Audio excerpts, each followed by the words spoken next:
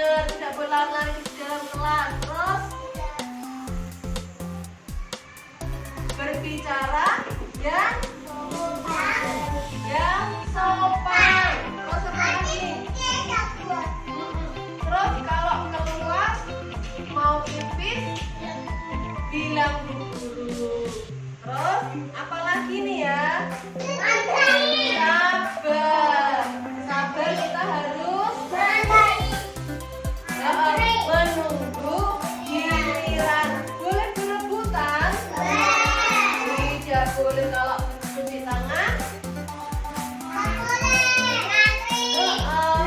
baris di belakang ya. Ngambil cerayan boleh berebutan. Terus yang terakhir apa ini? Kita harus menjaga kebersihan. Bagaimana kita menjaga kebersihan?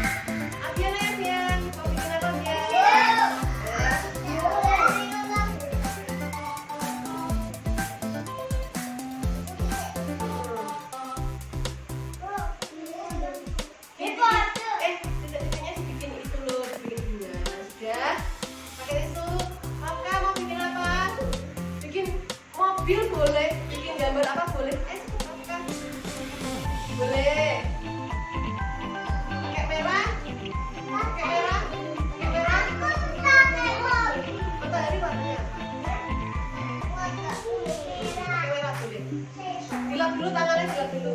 Nah. Terus ya. Ya. Ayo. Tuh.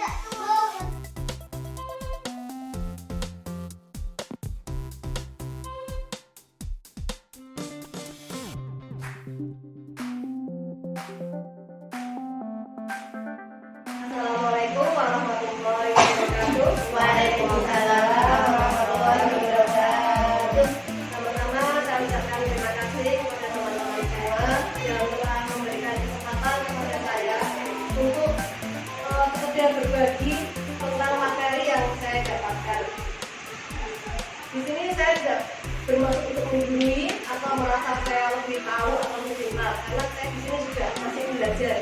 Kita sama-sama belajar. Jadi apabila nanti ada hal-hal yang mungkin salah dari penyampaian saya atau mungkin ada hal yang kurang, saya mohon masukan atau umpan balik dari teman-teman semua.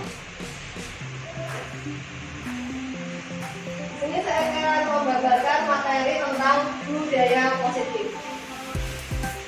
Pertanyaan pemantik, apakah Anda setuju dengan pernyataan ini? Hukuman dapat mendisiplinkan anak. Pemberian hukuman dengan hal positif seperti membaca atau membersihkan halaman sekolah dapat meningkatkan disiplin anak. 3. Memberi penghargaan dapat meningkatkan motivasi belajar anak. Nanti kita akan belajar lagi. Dan materi ini yang pertama yaitu disiplin positif dan nilai-nilai kebajikan universal. Perubahan paradigma. Kita bikin permainan. Saya minta tolong Bu Erni sama Bu Indah. Bu Erni silakan tulis, terserah. Bu Indah tidak boleh tahu. Setelah itu kertas yang ada isinya tadi Bu Erni pegang, genggam. Jangan sampai Bu Indah tahu. Dan Bu Indah berusaha untuk membuka. Bagaimanapun caranya, boleh dikitik, boleh diapain. Dan Bu Erni juga berusaha untuk tetap memegang. Atau mau gimana? Bebas, bebas. Ya, belum. Terserah, terserah. Terserah ya. Terserah.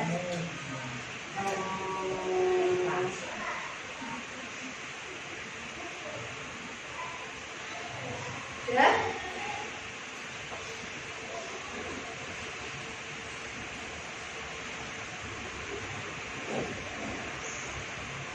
Dan bisa panjang-panjang nggak apa-apa. Dan juga silakan.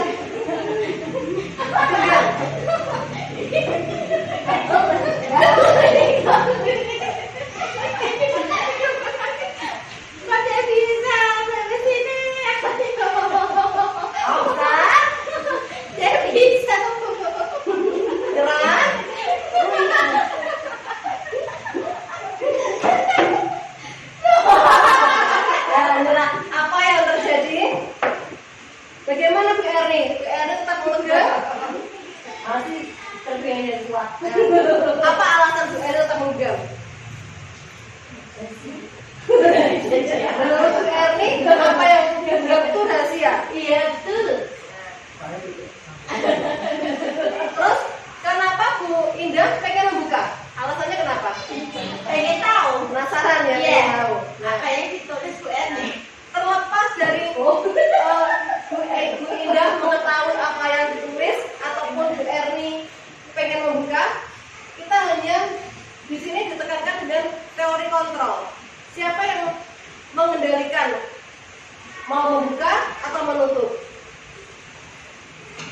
Jadi Bu Erni mau membuka atau menutup, siapa yang mengontrol? Apakah Bu Indah atau Bu Erni sendiri? Nah, Bu Erni sendiri. Jadi kita sendiri yang mengontrol diri kita sendiri, mau kita buka atau mau kita tutup. Nah, itu inti dari permainan ini. Jadi terlepas dari mau berbagi dengan apa yang ada di sini atau mau tetap menggenggam rahasia itu, kita sendiri yang mengontrol. Jadi dari kita sendiri yang mengontrol mau berbagi atau tidak, mau tetap megang atau tidak, diri kita sendiri yang mengontrol. Orang lain tidak berhak untuk mengontrol kita. Di sini ada ilusi kontrol. Pertama, ilusi guru mengontrol murid. Pada dasarnya, kita tidak dapat memaksa murid untuk berbuat sesuatu jika murid tersebut memilih untuk tidak melakukannya. Jadi kita tidak berhak untuk mengontrol murid. Kedua, ilusi bahwa kritik dan membuat orang merasa bersalah dapat menguatkan karakter. Ketiga, ilusi bahwa semua penguatan positif akan efektif dan bermanfaat. Keempat, ilusi bahwa orang dewasa memiliki hak untuk memaksa. Jadi kita tidak memiliki hak untuk memaksa. Diri kita sendiri yang mengontrol diri kita sendiri. Next. Bisakah kita mengontrol seseorang? Tidak bisa. Ada perubahan paradigma dari stimulus respon menjadi teori kontrol. Dari stimulus respon, kita mencoba mengubah orang agar berpandangan sama dengan kita. Dengan teori kontrol, kita berusaha memahami pandangan orang lain tentang dunia. Perilaku buruk dilihat sebagai suatu kesalahan, tidak cukup sampai minta maaf. Dengan teori kontrol, semua perilaku memiliki tujuan. Orang lain bisa mengontrol saya, tapi dengan teori kontrol, hanya Anda yang bisa mengontrol diri Anda sendiri. Saya bisa mengontrol orang lain. Dengan teori kontrol, Anda tidak bisa mengontrol orang lain. Pemaksaan ada pada saat rujukan gagal. Kolaborasi dan konsensus menciptakan pilihan-pilihan baru. Model berpikir menang atau kalah. Model berpikir menang-menang. Jadi di sini dalam teori kontrol tidak ada menang atau kalah. Seperti tadi Bu Erni, tidak ada menang atau kalah. Semua menang karena kita sendiri yang mengontrol diri kita sendiri. Next. Dan tadi disiplin positif. Apa makna disiplin? Makna disiplin adalah sesuatu yang dilakukan seorang pada orang lain untuk mendapatkan kepatuhan. Tapi kecenderungan umum adalah menghubungkan kata disiplin dengan ketidaknyamanan. Akan kita menghubungkan disiplin dengan ketidaknyamanan, bukan dengan apa yang kita hargai atau pencapaian suatu tujuan mulia. Kemudian nilai-nilai kebajikan universal. Nilai-nilai kebajikan adalah sifat-sifat positif manusia yang merupakan tujuan mulia yang ingin dicapai setiap individu. Nilai-nilai tersebut bersifat universal, jadi meluas. Nilai-nilai kebajikan itu keyakinan-keyakinan yang mau berdasarkan keyakinan-keyakinan itu adalah nilai-nilai kebaikan. Misalnya kalau kita biasanya mengenal dengan keyakinan dalam profil pelajar Pancasila, ada beriman, bertakwa kepada Tuhan Yang Maha Esa, berakhlak mulia, mandiri, bernalar kritis, berpendidikan global, bergotong royong, dan kreatif. Dan nilai-nilai kebajikan itu tidak berpacu hanya dengan kelima. Ada juga bertanggung jawab atau mau apa yang menurut kita keyakinan kita itu merupakan nilai kebaikan yang akan kita tuju. Next. Kemudian pembelajaran kedua tentang teori motivasi, hukuman dan penghargaan, dan restitusi. Mari kita belajar bersama-sama. Ada teori motivasi perilaku manusia. Yang pertama, untuk menghindari ketidaknyamanan atau hukuman. Orang yang mempunyai perilaku menghindari ketidaknyamanan atau hukuman, dia akan bertanya kepada dirinya sendiri, apa yang akan terjadi apabila saya tidak melakukannya. Jadi dia hanya untuk menghindari kesalahannya, menghindari untuk mendapatkan hukuman. Dan motivasi itu termasuk dengan motivasi eksternal. Yang kedua, untuk mendapatkan imbalan dari orang lain atau institusi. Dia akan bertanya, apa yang akan saya dapatkan apabila saya melakukannya. Jadi dia melakukan suatu kebaikan hanya karena untuk mendapatkan imbalan, tidak dari dirinya sendiri. Dan itu masih termasuk dengan motivasi eksternal. Yang ketiga, untuk menghargai diri sendiri, menjadi insan sesuai harapan kita. Dia akan bertanya pada dirinya sendiri, saya akan menjadi orang yang seperti apa bila saya melakukannya. Dan ini masuk menjadi motivasi internal karena dia bertanya pada diri sendiri dan mempunyai tujuan disiplin positif. Akan menjadi apa bila saya melakukan seperti ini. Dia berdasarkan keyakinannya. Dan ini menjadi motivasi internal. Kita harapkan perilaku ini adalah yang ketiga yang kita laksanakan. Jadi motivasi dari internal atau motivasi intrinsik. Dihukum oleh penghargaan. Di sini ada bahwa penghargaan berlaku sama dengan hukuman. Dalam arti meminta atau membujuk seseorang melakukan sesuatu untuk memenuhi suatu tujuan tertentu dari orang yang meminta atau membujuk. Dorongannya eksternal dan akan ada faktor ketergantungan. Di sini ada beberapa dampak dari pemberian penghargaan menurut Alfiton.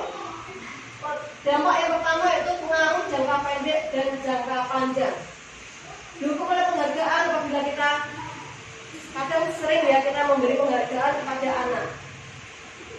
Penghargaan itu hanya akan berdampak dengan jangka pendek, hanya berlaku untuk saat itu saja.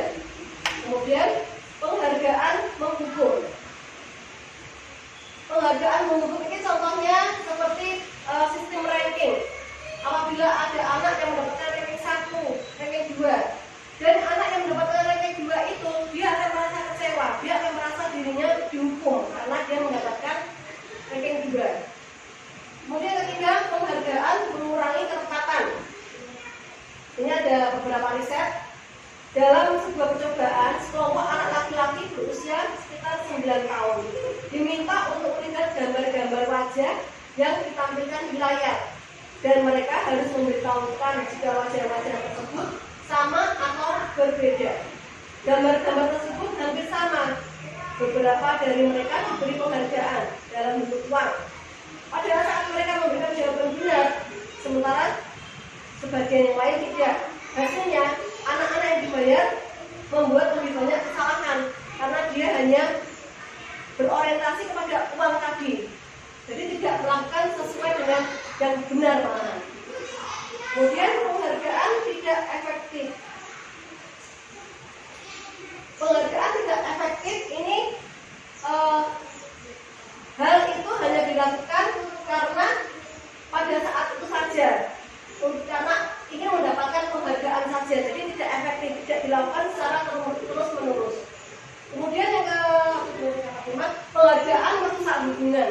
Di sini seperti contohnya, kalau seperti yang pernah saya lakukan, saya memberi bintang pada anak yang bisa menjawab. Di sini kadang anak yang bisa menjawab dia bangga, tapi ada anak yang tidak bisa menjawab, dia melihat temannya, dia iri. Akhirnya dia tidak menyukai temannya itu karena dia iri. Nah, ini yang dimaksud dengan merusak hubungan karena ada kesenjangan itu. Penghargaan menurunkan kualitas, kemudian penghargaan mematikan kreativitas, dan penghargaan mengurangi motivasi intrinsik. Tadi seperti yang sudah saya jelaskan tadi, penghargaan mengurangi motivasi intrinsik karena tidak didorong dari kesadaran dia sendiri, tapi karena dia ingin mendapatkan sesuatu. Motivasi eksternal itu sesuatu itu. Next. Ada bentuk program kebajikan atau apresiasi. Apresiasi beda dengan penghargaan. Dalam memberikan apresiasi atau pengakuan, perlu diingat beberapa hal. Beri pengakuan secara khusus. Jadi kalau kita mau memberi apresiasi kepada anak, beri secara khusus, jadi tidak membuat diri yang lain. Beri pengakuan secara pribadi. Beri pengakuan kepada semua murid. Kita mending memberi penghargaan kepada semua secara bergantian, jadi tidak ada kesenjangan dan tidak ada yang menimbulkan iri. Beri pengakuan secara konsisten. Jadi pengakuan itu secara konsisten. Kalau misalnya mencapai suatu nilai ini ya, ini jangan terus nanti diubah lagi. Fokus pada proses. Contoh pengakuan atau apresiasi kebajikan. Kalimat, kemarin saya perhatikan rasa empatimu besar sekali dengan situasi pada saat menolong murid baru di kelas kita. Nah, nilai kebajikan yang kita ingin kita tuju adalah rasa empati. Kemudian yang kedua, saya menghargai kepedulianmu pada saat kamu membantu teman-temanmu di tugas kelompok. Nilai kebajikan yang ketujuh, kepedulian. Terima kasih untuk rasa tanggung jawabmu pada saat kamu memungut kertas dan berserakan di lantai. Nilai kebajikan yang ketujuh adalah rasa tanggung jawab. Jadi kita memberi apresiasi kepada anak yang melakukan nilai-nilai kebajikan tersebut. Di sini ada hukuman dan konsekuensi. Apa perbedaan hukuman dan konsekuensi? Ada suatu kasus mencatat 100 kali di dalam buku kalimat, saya tidak akan terlambat lagi karena terlambat ke sekolah. Kira-kira ini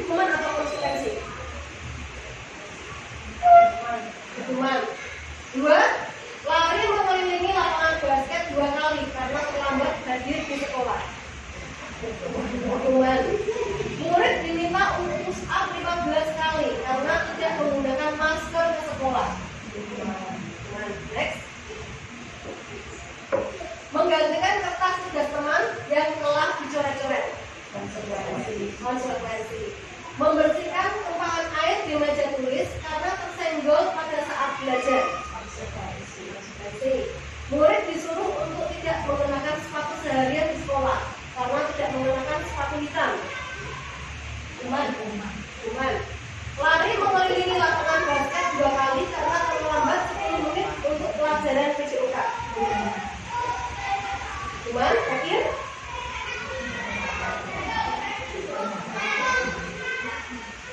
Hukuman dan konsekuensi kadang berbeda tipis. Kita lihat konteksnya dulu. Kalau untuk lari lapangan basket 2 kali karena terlambat 10 menit untuk pelajaran PJOK. Tahu PJOK apa? Olahraga. Kalau dia terlambat 10 menit, berarti dia tidak bisa melakukan pemanasan. Makanya dia diberi hukuman lari mengelilingi basket. Jadi ini bukan hukuman, ini konsekuensi. Dia melakukan pemanasan sendiri. Jadi dilihat konteksnya, bisa hukuman, bisa konsekuensi. Sekarang perbedaan antara hukuman dan konsekuensi. Hukuman adalah sesuatu yang menyakitkan harus terjadi karena seringkali berhubungan dengan fisik. Konsekuensi sesuatu harus terjadi. Konsekuensi logis. Jadi hukuman akan bersifat spontan. Kalau konsekuensi itu sudah ada kesepakatan sebelumnya. Membuat anak sakit fisik maupun hati untuk jangka waktu yang lama dan sampai dipendam karena teringat dia pernah dihukum.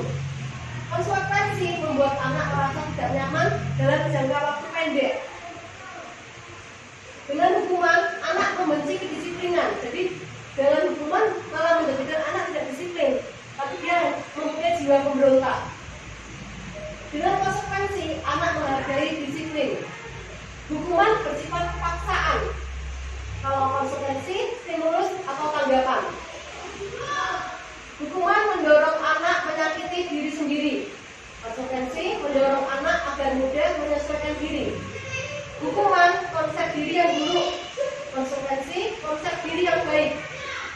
Dengan hukuman anak belajar untuk menyembunyikan kesalahan.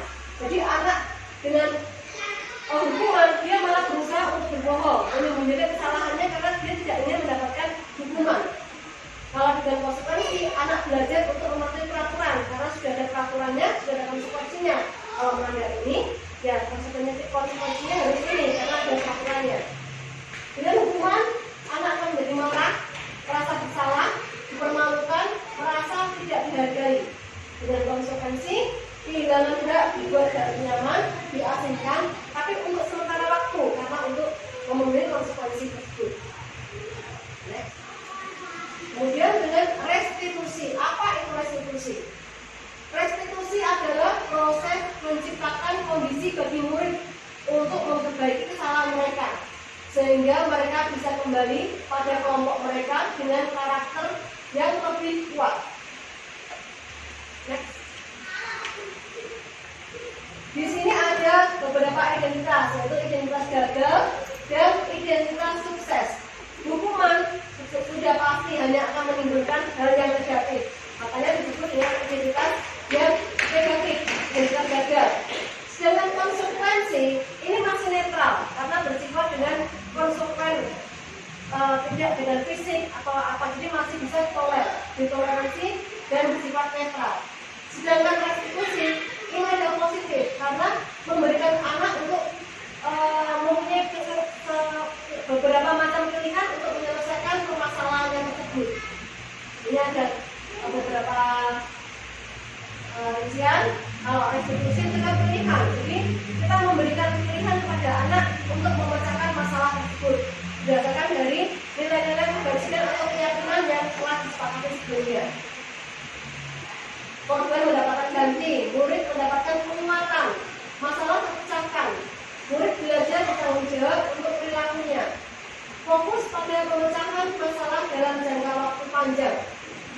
Apa yang kamu yakini? Apa yang bisa kamu lakukan untuk membantu masalah ini?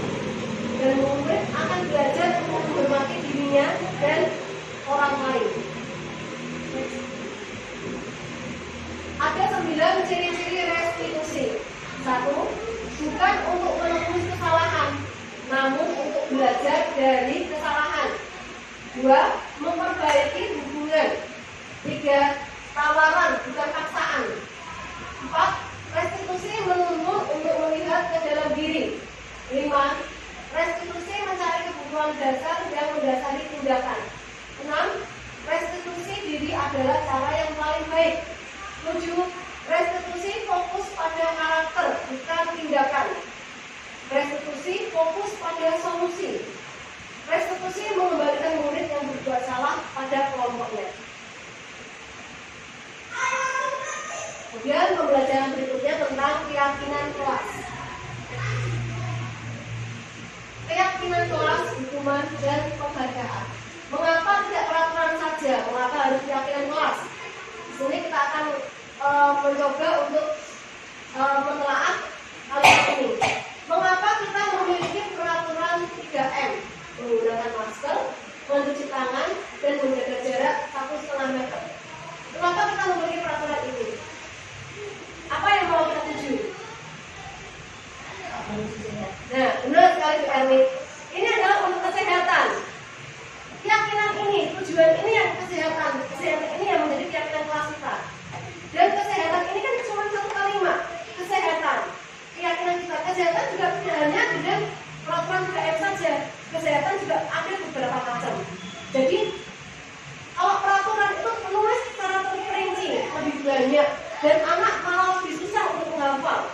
Peraturan ada macam-macam terperinci. Dan kalau kita mempunyai keyakinan kelas tentang kesehatan, kita bisa menawarkan ke anak, kesehatan ini apa saja yang untuk bisa kita sehat. Anak bisa menjawab dengan mencuci tangan, dengan membersihkan lingkungan, itu juga termasuk kesehatan. Jadi kalau keyakinan itu lebih luas artinya daripada dengan peraturan kelas. 2.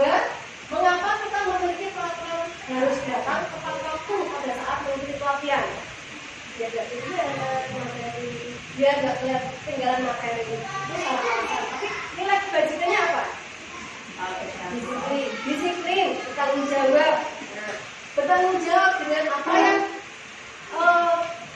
udah kita mengikuti pelatihan. Kenapa kita harus datang tepat waktu? Tadi seperti Bu Erni bilang, biar tidak ketinggalan materi. Jadi maksudnya seperti itu. Mengapa tidak kesepakatan kelas? Mengapa tidak peraturan? Tapi keyakinan. Karena keyakinan ini bersifat universal, bersifat luas, bisa diartikan luas. Tidak secara terperinci dengan peraturan-peraturan. Dan untuk mendukung motivasi intrinsik kembali ke nilai-nilai keyakinan. Dengan keyakinan ini, anak-anak akan timbul motivasi dari dalam sendiri. Bagaimana untuk mencapai kesehatan, bagaimana untuk mencapai pengujian tadi. Jadi anak akan menimbulkan motivasi dari dalam diri sendiri. Untuk peraturan kelas, ruang lingkupnya hanya di dalam kelas. Kalau keyakinan kelas, ini akan lebih melebar karena anak sudah mempunyai motivasi dalam dirinya sendiri. Keyakinan kelas, dengan keyakinan kelas akan menimbulkan lingkungan yang positif. Setelah mencapai lingkungan positif, akan terbentuk dengan budaya positif. Seperti saya sudah membuat keyakinan kelas, di situ saya ada keyakinan kelas saya sabar. Sabar itu ada bermacam-macam. Sabar menunggu giliran. Sabar, misalnya bertengkar dengan temannya, harus menunjukkan sikap sabar, jangan menunjukkan emosi. Terus ada kebersihan lingkungan. Bagaimana dengan kebersihan lingkungan? Seperti yang sudah saya terangkan kepada anak-anak bisa menjawab, membuang sampah pada tempatnya, menjaga kebersihan, terus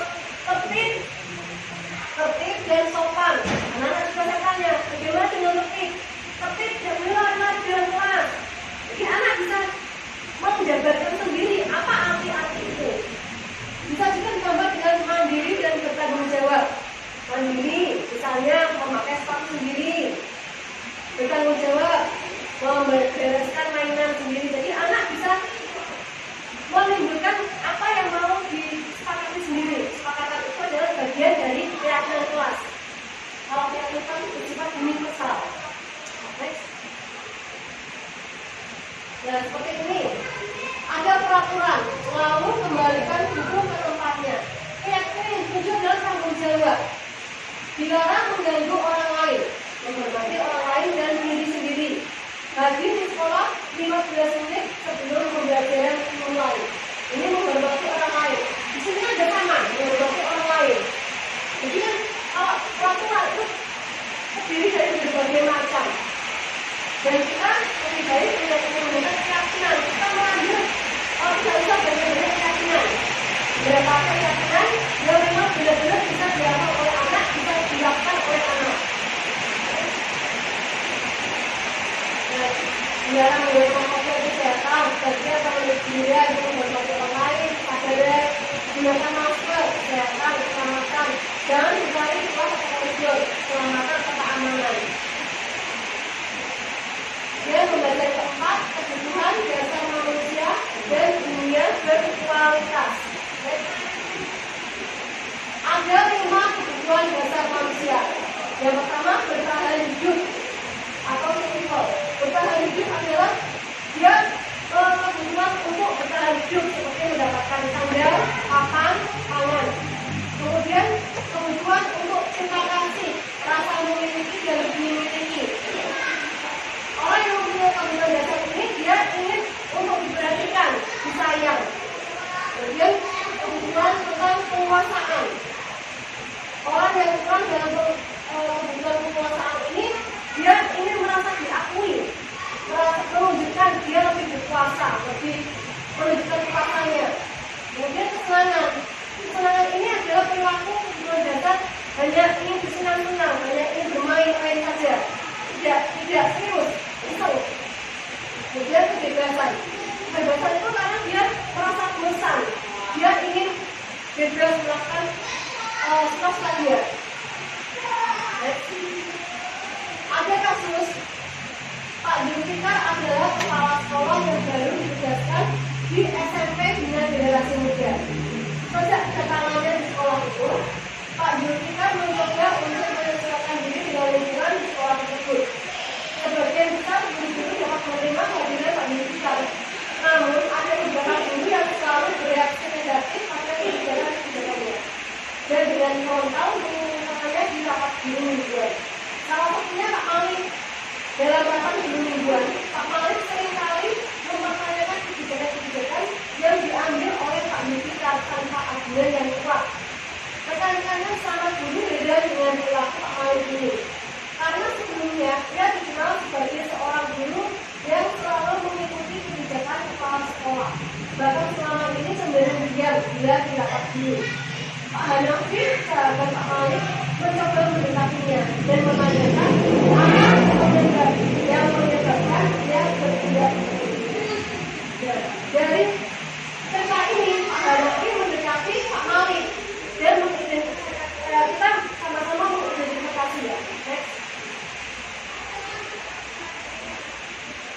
Pak Hanafi bertanya tentang sikap Pak Malik tadi, dan jawaban Pak Malik itu ada sih. Aku senang lihat peserta baru itu dimulai kalau upaya-upaya dirapat. Jadi dia memenuhi kebutuhannya untuk kesenangan. Ada kebutuhan kesenangan Pak Malik yang belum terpenuhi. Jadi dia iseng, hanya iseng saja dengan mengerjai Pak Zulfikar tadi. Kemudian kedua, dia kenal sama aku dan aku ini nantinya bisa dekat sama dan kerjasama bareng sama dia. Karena orang baik. Jadi dia mempunyai kebutuhan ingin disayang, ingin diperhatikan. Makanya dia bertindak seperti tadi. Kemudian saya sebenarnya tidak paham beliau bicara apa tadi. Makanya saya bertanya-tanya saja daripada saya tidak paham. Masa aku yang sudah tulis senior di sini, tapi kelihatannya tidak paham. Malu dong. Jadi dia ingin menunjukkan dia sebagai guru senior. Kebetulan dia ingin diakui kekuasaannya. Kebetulan itu adalah tentang penguasaan. Jadi sebetulnya saya ngomongnya Pak Zulfikar itu lama sekali ya, bosan dari mulanya. Saya pikir tidak akan selesai. Ngomongnya begitu saja, tidak ada cara lain yang untuk menyampaikan materi dia. Dia menunjukkan kebebasannya, dia bosan, dia ingin yang hal yang lainnya. Kemudian kita belajar tentang posisi kontrol. Di sini ada 5 posisi kontrol. Yang pertama adalah sebagai penghukum. Posisi kontrol sebagai penghukum, guru biasanya berbagi, menunjuk-nunjuk, menyakiti, menyindir. Penghukum lebih ke fisik. Jadi ini sebenarnya hal yang negatif. Dengan dengan posisi mendukung. Kemudian kedua, membuat orang merasa bersalah. Ada kita pernah melakukan seperti itu ya teman-teman. Kita pernah melakukan seperti itu teman-teman. Kita apabila ada anak yang bersalah, kita kadang membuat anak merasa bersalah, ceramah dan mengatakan satu seharusnya. Misalnya kita melakukan, saya kecewa dengan sikap siapa, bikin ibu guru menangis, bikin ibu guru marah. Jadi itu menimbulkan rasa bersalah kepada anak. Kemudian posisi kontrol yang ketiga sebagai teman. Kita ini kalau teman itu masih bagus juga, karena kita memposisikan diri kita sebagai teman, membuatkan alasan-alasan untuk situasinya. Kita kadang bicara dengan anak, kalau menyelesaikan permasalahan kita memposisikan sebagai teman. Kemudian memantau atau monitoring. Memantau misalnya kita memantau anak melakukan kesalahan, kita hanya memantau apa yang kamu lakukan, terus bagaimana penyelesaiannya. Dan itu memantau, kita mengawasi anak. Kemudian posisi yang tertinggi adalah sebagai manajer atau pengelola dengan mengajukan pertanyaan-pertanyaan. Dan ini sebagai pendukung, hasilnya anak akan memberontak, akan menyalahkan orang lain atau berbohong. Yang kedua, membuat orang merasa bersalah, kadang juga menyembunyikan atau menyangkal atau berbohong. Dan posisi sebagai teman akan menyebabkan anak menjadi tergantung, karena anak akan menyepelekan gurunya. Guru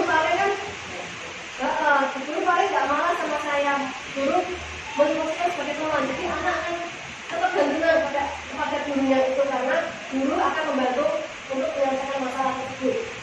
Kemudian sebagai pemantau, hasilnya menyesuaikan, sendiri juga diawasi. Jadi anak akan melakukan itu hanya apabila diawasi. Kemudian yang sebagai manajer menguatkan pribadi, karena dia sudah timbul dari keyakinan dirinya sendiri. Tadi motivasi intrinsiknya akan timbul. Jadi dia tidak membutuhkan dipantau atau diapa-apa, karena dia hasilnya anaknya itu dari keyakinan itu akan timbul sendiri motivasi intrinsiknya tersebut. Nah ini dari buku, anak akan berkata, biarkan saja, nanti juga marah-marah lagi. Nah akibatnya anak sering mengulangi kesalahan. Dengan posisi kontrol dulu membuat orang merasa bersalah, anak biasanya maaf bu, misalnya gitu, dan akan mengakibatkan anak merasa rendah diri karena membuat guru merasa bersalah. Kemudian sebagai teman, saya pikir bapak ibu teman saya ternyata begitu lemah, tidak mandiri, karena menganggap gurunya teman. Maksudnya itu setiap anak melakukan kesalahan, dia merasa dibela dengan gurunya tersebut. Pemantau, berapa banyak bintang yang saya harus peroleh, berapa halaman yang harus saya tulis. Jadi anak hanya menitik beratkan pada hadiah itu untuk mentaati peraturannya. Kemudian sebagai manajer, bagaimana caranya saya bisa memberi keadaan. Jadi anak mempunyai motivasi sendiri, bagaimana caranya untuk memberi keadaan tersebut. Dan hasil akibatnya akan menjadikan anak bisa mengevaluasi diri, bagaimana cara memperbaiki diri. Nah ini ada, saya kecewa sekali dengan kamu. Ini siapa yang mengatakan berarti membuat guru sebagai pembuat merasa bersalah. Kamu tidak pernah melakukannya. Ini posisi sebagai penghukum. Ayolah lakukan demi ibu dan bapak. Posisi sebagai teman. Apakah kamu mau mendapatkan sikap itu hari ini? Ini posisi sebagai pemantau. Bagaimana kamu bisa menyelesaikan masalah ini? Manajer, karena kita memberikan pilihan. Kamu selalu yang paling terakhir. Itu posisi sebagai penghukum.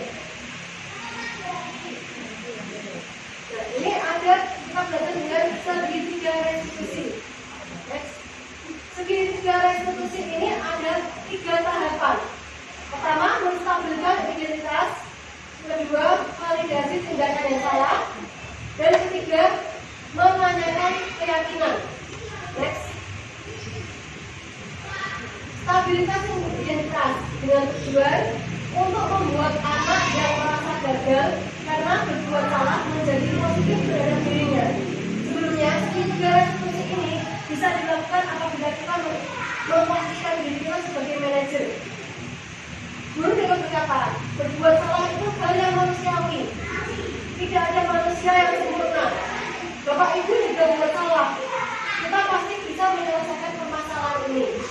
Bapak Ibu tidak tertarik untuk mencari tahu siapa yang benar, siapa yang salah. Bapak Ibu lebih tertarik untuk menyelesaikan masalah. Kalau kamu menyalahkan dirimu sendiri terus-menerus, apakah kamu bersikap baik pada dirimu sendiri?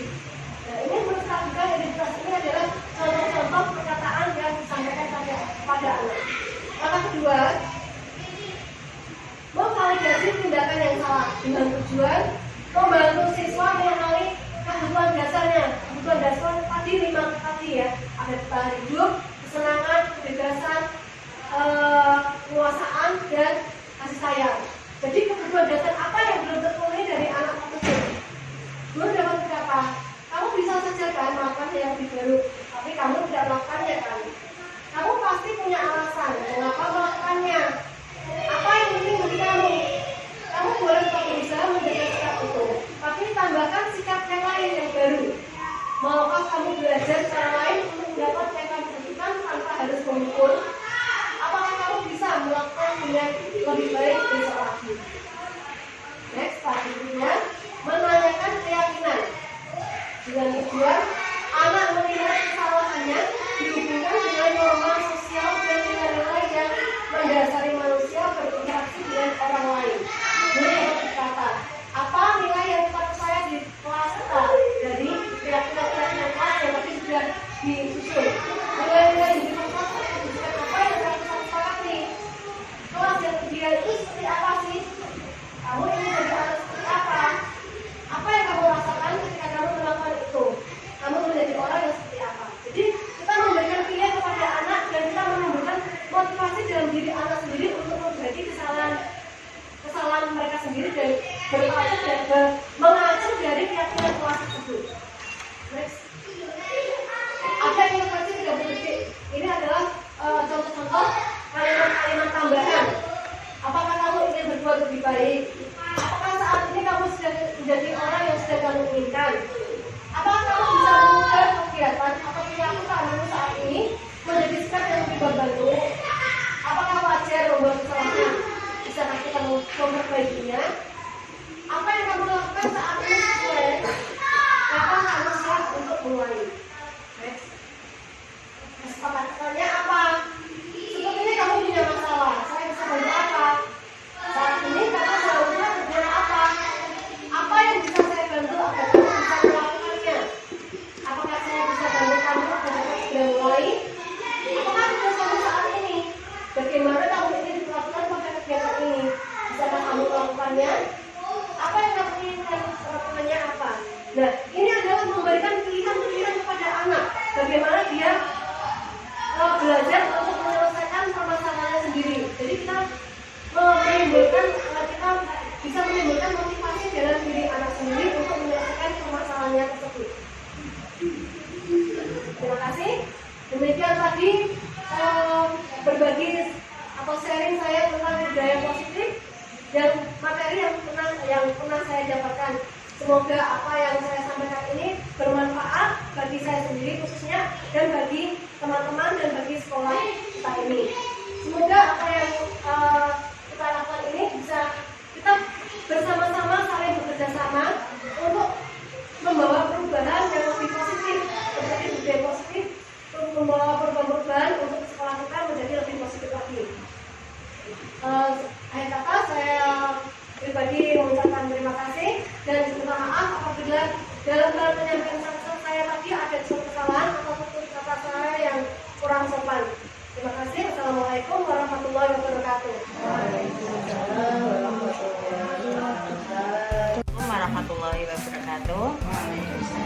Ya, terima terima kasih atas waktunya ya. Bagus sekali dari apa tadi yang telah disampaikan oleh Bu Ayu ya. Dan semoga ya, ketika kita sudah mendapatkan materi, semoga kita semuanya bisa mempraktekkan ke anak-anak, yes, sehingga kita tidak ada hukuman atau kata-kata yang tidak bagus lagi buat anak-anak. Mungkin itu sedikit yang dapat saya sampaikan. Terima kasih Bu Ayu atas penyampaiannya, semoga bermanfaat bagi kita semua. Terima kasih. Assalamualaikum warahmatullahi wabarakatuh. Assalamualaikum warahmatullahi wabarakatuh. Pertama-tama saya ucapkan terima kasih kepada Bu Ayu yang sudah memberikan materi tentang budaya positif yang berkaitan dengan hukuman, penghargaan, keyakinan kelas, dan restitusi. Itu semua sungguh bermanfaat bagi saya secara pribadi selaku guru kelas, karena dengan adanya pemberian materi tersebut bisa menambah pengalaman saya, dan semoga saya bisa memberikan atau melaksanakan apa yang sudah disampaikan oleh Ibu Ayu gitu. Mudah-mudahan kami semua bisa melaksanakannya gitu ya, dan bisa memperbaiki. Mungkin selama ini kadang kita tidak sadar, secara sadar memberikan ada semacam hukuman, tapi ternyata hukuman itu bisa menambah semacam apa ya, malah bisa menambah keresahan bagi siswa gitu. Terima kasih. Assalamualaikum warahmatullahi wabarakatuh. Assalamualaikum warahmatullahi wabarakatuh. Sebelumnya saya merasa senang dengan apa yang telah disampaikan oleh Ibu Ayu tadi, karena apa yang telah disampaikan menambah wawasan bagi kami untuk dalam mengajar anak-anak, karena selama ini mungkin kita salah dalam memberikan hukuman kepada anak-anak. Kadang kata-kata kita mungkin tidak sengaja telah menjadikan hukuman bagi mereka. Semoga untuk kedepannya kita bisa menerapkan apa yang telah kita dapat tadi dalam pembelajaran sehari-hari. Terima kasih. Assalamualaikum warahmatullahi wabarakatuh. Waalaikumsalam warahmatullahi wabarakatuh. Saya akan menanggapi apa yang disampaikan oleh Bu Ayu. Secara teori itu mudah Bu Ayu, tetapi dalam pelaksanaannya sulit, karena setiap hari kita menghadapi murid yang pernah melakukan kesalahan, atau secara tidak langsung kita memberikan hukuman kepada anak tersebut. Dengan adanya materi ini, semoga kedepannya kita bisa menerapkan dengan baik kepada anak didik kita. Terima kasih. Assalamualaikum warahmatullahi wabarakatuh.